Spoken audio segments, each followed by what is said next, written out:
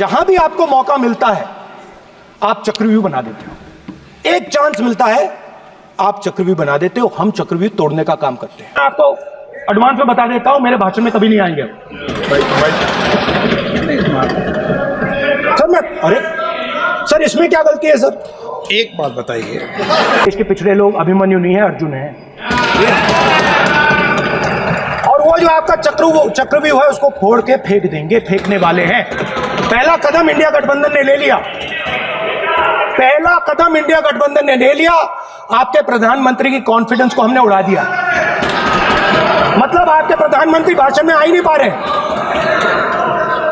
और मैं आपको एडवांस में बता देता हूं, मेरे भाषण में कभी नहीं आएंगे सर। अरे सर, इसमें क्या गलती है सर? एक बात बताइए,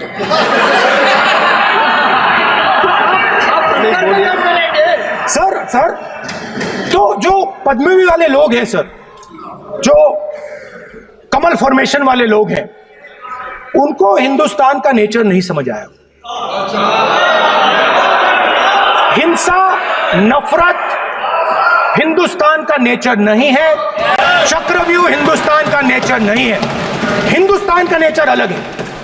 हिंदुस्तान के नेचर के बारे में अब मैं आपको बनाना चाहता हूं। हर धर्म में चक्रव्यूह के खिलाफ फॉर्मेशन होता है, हर धर्म में। माननीय सदस्य, आप जानते हो हिंदू धर्म में चक्रव्यूह का ऑपोजिट क्या होता है, जानते हो आप चेयर को एड्रेस। मैं बताता हूं सर। शिव की बारात होती है सर। शिव की बारात में कोई भी आ सकता है, किसी भी धर्म का कोई भी व्यक्ति आ सकता है, बारात में आ सकता है, नाच सकता है, गा सकता है, अपना सपना देख सकता है। सर, गुरु नानक जी, सिखों की बात करी जाए तो सेवा करने से किसी को नहीं रोका जा सकता है, लंगर से किसी को बाहर नहीं फेंका जा सकता है। सर, इस्लाम में कोई भी मस्जिद में आ सकता है, चर्च में कोई भी घुस सकता है, संघा में कोई भी आ सकता है सर, मगर इनके चक्रव्यूह में सिर्फ 6 लोग हैं सर। तो ये लड़ाई शिव की बारात और चक्रव्यूह के बीच में है। हम चक्रव्यूह तोड़ते हैं, हम चक्रव्यूह तोड़ने का काम करते हैं। मनरेगा, हरी क्रांति, आजादी, कॉन्स्टिट्यूशन, ये चक्रव्यूह को तोड़ने के काम है। इससे देश में खुशी आती है, डर मिटता है, कॉन्फिडेंस आती है। आप पद्मव्यूह चक्रव्यूह बनाने का काम करते हो। चक्रव्यूह शिव की बारात को हरा ही नहीं सकता है। आप अपने इतिहास को देखिए, आप अपने आप को हिंदू कहते हो, आप हिंदू कहते हो, आप हिंदू धर्म को समझते नहीं हो।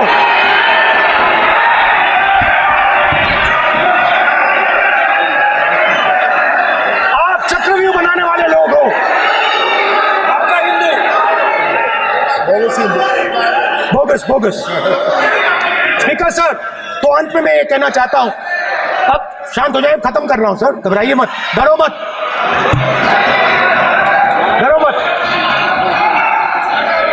Speaker sir,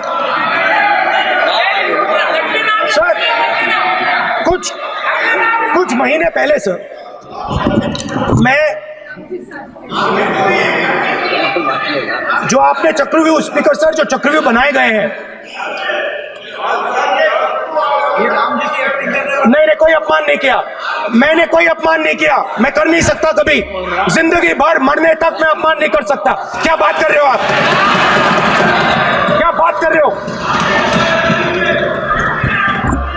sir? तो आपने ये छोटे छोटे चक्रव्यूह बना रखे हैं, मैं इनको समझने की कोशिश करता हूं अपने छोटे से तरीके से। कुछ महीने पहले मैं 6-7 घंटे बढ़इयों के साथ काम किया। वहां विश्वकर्मा जी थे, उनसे मैंने एक सवाल पूछा। मैंने उनसे कहा कि आपको किस चीज से दुख होता है, किस चीज से आपको दर्द होता है? उन्होंने मुझे कहा, राहुल बात सुनिए, आपको समझ आ जाएगी, बात सुनिए, समझिए। सर इंटरप्ट कर रहे हैं सर। अब आप इतना इंटरप्ट करते हो और बोलते हो बैठे बैठे, आप तो पूरे भाषण में बेल में आ जाते हो। सवाल करते हो इंटरप्ट करने का। स्पीकर सर, तो मैंने विश्वकर्मा जी से पूछा कि आप यहां सालों से बढ़ाई का काम कर रहे हो, आप सालों काम पूरे देश में अगर आप देखोगे मिलेंगे, ढूंढो, आपको अपने घर में नहीं मिलेंगे, पूरे देश में मिलेंगे, ढूंढो आप उनका जवाब। तो मैंने उनसे पूछा, विश्वकर्मा जी आपको दर्द किस बात का होता है, दुख किस बात का होता है? तो उन्होंने कहा, राहुल मैं ये टेबल बना रहा हूं, मगर राहुल जी कहा, राहुल जी अब कहा वो मुझे अच्छा नहीं लगा, मगर कहा सच्चाई है। Of big business, monopoly business, the framework of a political monopoly that destroys the democratic structure, and finally the framework of what one can call the deep state or the agencies. And the result of this has been the first पहला काम इस चक्रव्यूह ने क्या किया, जो हिंदुस्तान को रोजगार देते हैं, स्मॉल एंड मीडियम बिजनेसेस हैं, जो करोड़ों युवाओं को रोजगार देते थे, उन पर इस चक्रव्यूह ने आक्रमण किया। कैसे किया? नोटबंदी, जीएसटी और टैक्स टेररिज्म। आप लोग आतंकवाद की बात करते हो, पूरे देश में अगर कोई भी व्यक्ति छोटा बिजनेस चलाता है तो रात को उसको फोन कॉल आता है इनकम टैक्स डिपार्टमेंट से, जीएसटी से, और टैक्स टेररिज्म का वो शिकार बनता है। इस टैक्स टेररिज्म को रोकने के लिए बजट में आपने कुछ नहीं किया है। तो टैक्स टेररिज्म के कारण और ये जो आपकी नीतियां हैं, जो आपने कोविड के समय बड़े बिजनेसेस की मदद की और जो स्मॉल एंड मीडियम बिजनेसेस थे उनको खत्म किया, उसके कारण आज हिंदुस्तान के युवाओं को रोजगार नहीं मिल सकता है। बिल्कुल एक युवा को रोजगार नहीं मिल सकता है। अब फाइनेंस मिनिस्टर बैठी हैं, अब युवाओं के लिए आपने क्या किया? बजट में आपने इंटर्नशिप प्रोग्राम की बात करी, और यह शायद एक मजाक है, क्योंकि आपने कहा कि ये इंटर्नशिप प्रोग्राम सिर्फ हिंदुस्तान की 500 सबसे बड़ी कंपनियों में होगा, और 99% जो हमारे युवा हैं उनको इस इंटर्नशिप प्रोग्राम से कुछ लेना देना नहीं, कोई फायदा नहीं होने वाला है। तो आपने पहले टांग तोड़ दी और उसके ऊपर आप बैंडेड लगाने की कोशिश कर रहे हैं। मेन मुद्दा आज युवाओं का एग्जाम पेपर लीक है। जहां भी हम जाते हैं, आपने बेरोजगारी का चक्रव्यूह बना दिया इनके लिए, और जहां भी हम जाते हैं वो कहते हैं देखिए बेरोजगारी है मगर पेपर लीक भी होता है।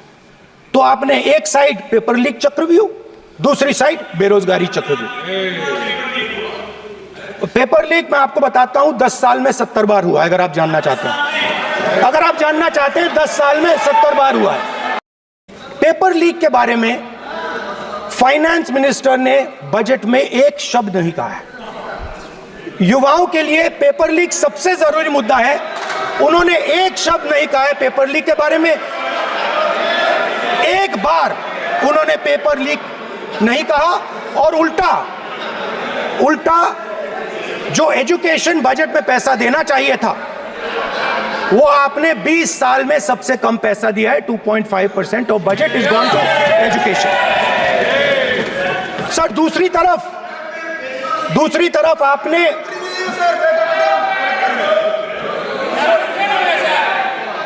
आपके नहीं मानते,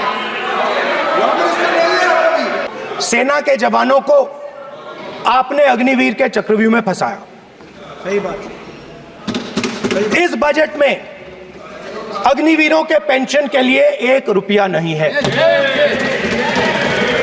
आप अपने आप को देशभक्त कहते हो, मगर जब अग्निवीरों की मदद करने की बात आती है, जवानों को पैसा देने की बात आती है, तो बजट में आपको 1 रुपया नहीं दिखाई देता। उनकी पेंशन के लिए 1 रुपया आपने नहीं दिया। तो उनको आपने अग्निवीर के चक्रव्यूह में फंसाया।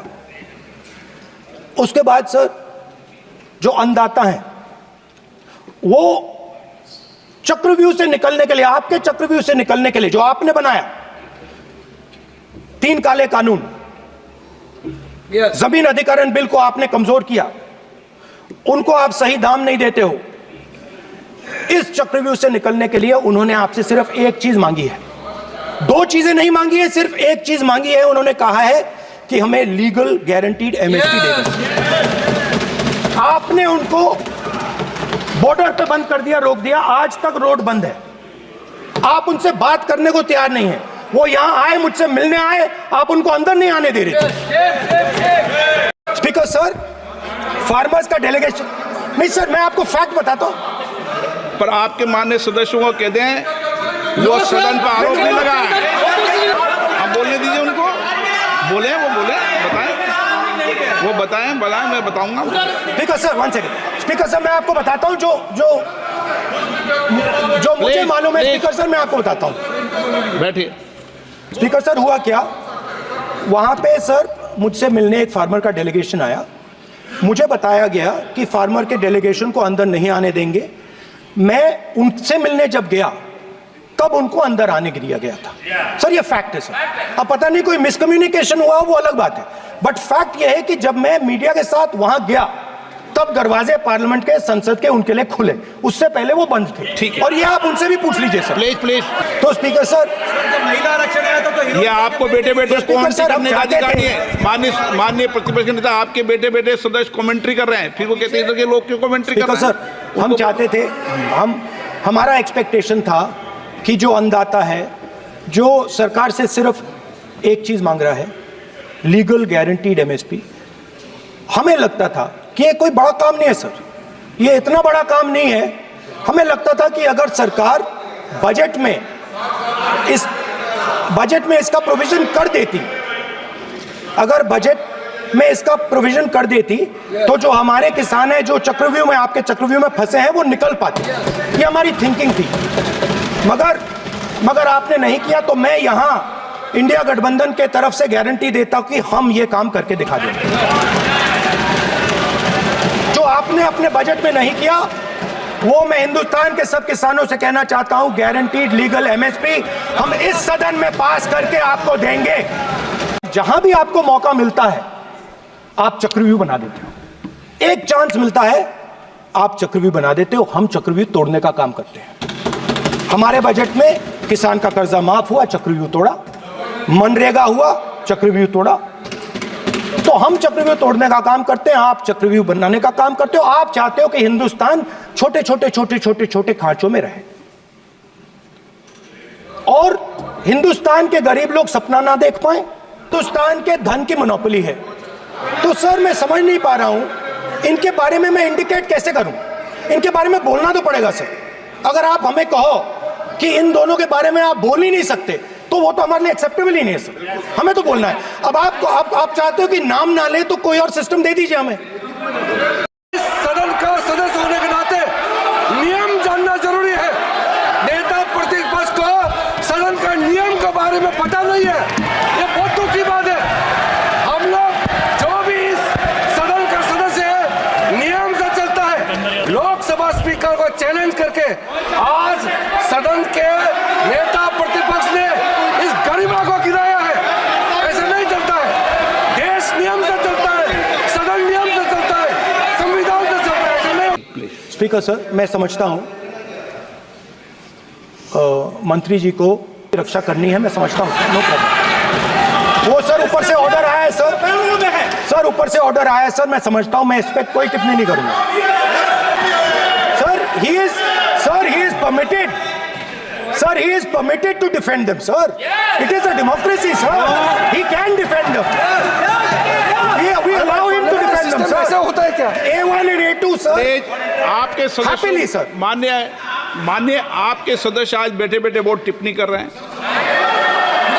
और उठ रहे हैं। सबसे ज्यादा आप उठ रहे हैं, सबसे ज्यादा टिप्पणी आप कर रहे हैं।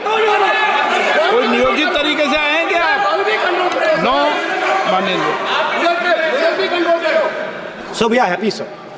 If the minister is protecting A1 and A2, sir, it helps us only, sir. No problem. प्रधानमंत्री जी को पूरा भाषण तक आपने डिस्टर्ब किया, बोलने नहीं दिया। आज हम आपको यील्ड मांग रहे हैं, 10 सेकंड टाइम आप बोल रहे हैं कि हम यील्ड नहीं करेंगे। ये कौन सा परंपरा है? मैं जबरदस्ती नहीं बोल रहा हूँ, मैं तो नियम के तहत बोल रहा हूँ और स्पीकर का परमिशन पे खड़ा हुआ हूँ। ये एक परंपरा होता है, एक दूसरे का इज्जत देना होता है, इतना तो कर्टसी होना होता है। Rahul ji, Sir, I will respond to that, sir. Sir, if when we raise our hand and ask for the Prime Minister and the ministers to yield, they yield, we will yield every time. Yes. The moment you yield, I guarantee you we will yield. In fact, I am ready, Speaker, sir. ये देखिए sir, please ये देखिए sir, ये photo देखिए sir. एक minute प्रतिपक्ष, एक minute. मैंने पहले भी आपसे अपेक्षा की थी, अब आप प्रतिपक्ष के नेता हैं, संवैधानिक दायित्वों पर है। क्या सर? ओके, सर, मैं फोटो दिखा रहा हूँ, एक फोटो दिखा रहा हूँ। एक मिनट, आपने टीवी ऑफ कर दिया सर? नो टीवी कोई ऑफ नहीं है। वो देखिए सर, ऑफ हो गया। मेरा फोटो दिखा, कोई नहीं होता सर, ऑफ है सर। नो सर दिखाइए सर, एक ऑफ है सर। नो, आप टीवी ऑफ कर लेते हो? प्लीज आप बैठिए, एक बात सुनिए। Okay sir. नहीं, अपोलाइज, मैं आपको अपोलाइज के लिए नहीं कह रहा। आप प्रतिपक्ष के नेता है तो मेरी ये अपेक्षा रहती है कि सर ये देखिए सर, बंद होगी। आप सदन की मर्यादा को रखें। सर जब भी मैं उसको हटाना चाहता हूं, मुझे ये करना है सर, वो देखो आ गई।